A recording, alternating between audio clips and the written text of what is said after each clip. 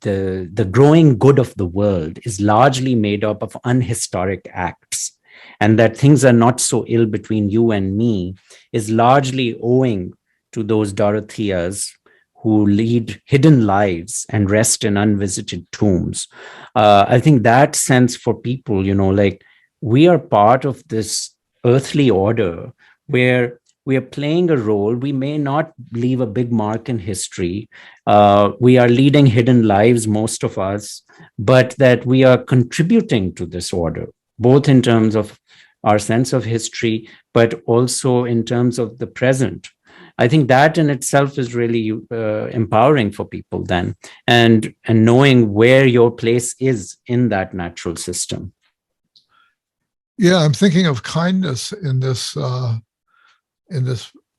perspective, that kindness, they talk about random acts of kindness as if they're multiplied, if enough of the little people are doing those, then there's always hope there. That's a wonderful point.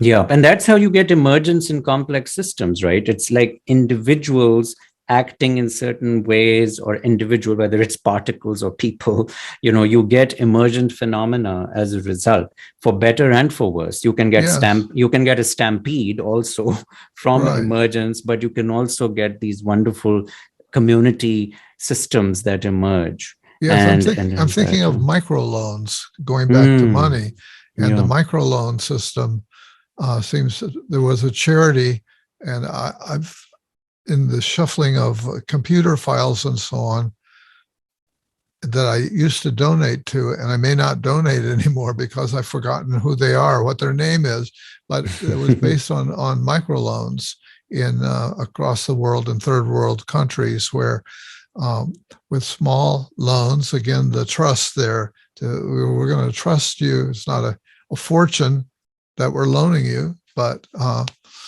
and they found that particularly loaning microloans to women to be particularly important because of women's commitment to family and to raising the children and so on. Yes, with microcredit organizations, Muhammad Yunus, who was the pioneer of the microcredit industry in Bangladesh, and started Grameen Bank, won a Nobel Peace Prize. He, in fact, wrote a cover endorsement from my earlier book, Treasures of the Earth. That was his overarching paradigm, was that you find ways of building trust with those parts of society who are able to really capitalize on that trust, and that's women often. And that paid off really, really well for the Grameen Bank in that regard. So even though the interest rates were very high, and there has been some criticism in that regard of the microcredit industry, they were still, very empowering in making an impact. Yeah. And still we're left with this this tension between those who are working for what I would call the good and those who are consciously, maybe, I don't know, does anybody, or some people are consciously evil? I guess there are some, maybe. I don't know. Does anybody ever think, I'm going to be really evil now? Maybe some do. Yeah, I mean, I think, when it comes to delineating good and evil, I think we need to be very careful about both the physical reality of what happens in the brain. I mean, we do know, for example, that in certain cases there are psychological and psychiatric deficiencies, in fact, in the brain, which can lead to a lack of empathy, for example, and that there are certain traits which there are even genetic traits which can lead to people becoming, more likely to have homicidal tendencies, for example.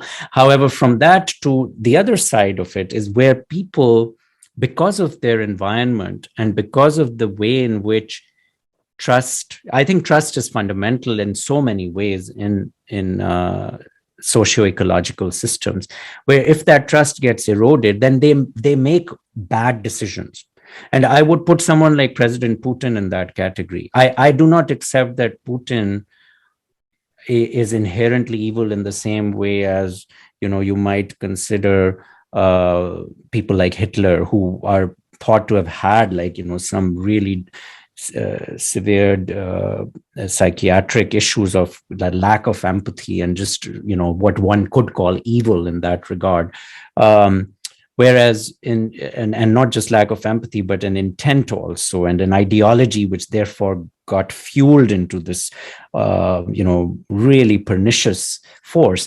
With Putin, it's not, I mean, that's why he keeps using the term Nazis for others, because he wants to differentiate himself, partly that he's not inherently out to just get people for ideological reasons. And with him, the problem is that for his whole his upbringing and the milieu in which he grew up with the Soviet Union, if you look at his whole early childhood in St. Petersburg and so on, it led to a situation where he can't really trust anyone. And he has become paranoid as a result of that. Yeah. And then that has led to these really deranged, errant decisions, whether it is about NATO and this, paranoia about NATO and so on. And then I think if we take, if we are careful with nuance in diagnosing these issues with people and individuals and the environment in which they grew up and how it was influenced, then we can have a very different way in which we resolve conflicts.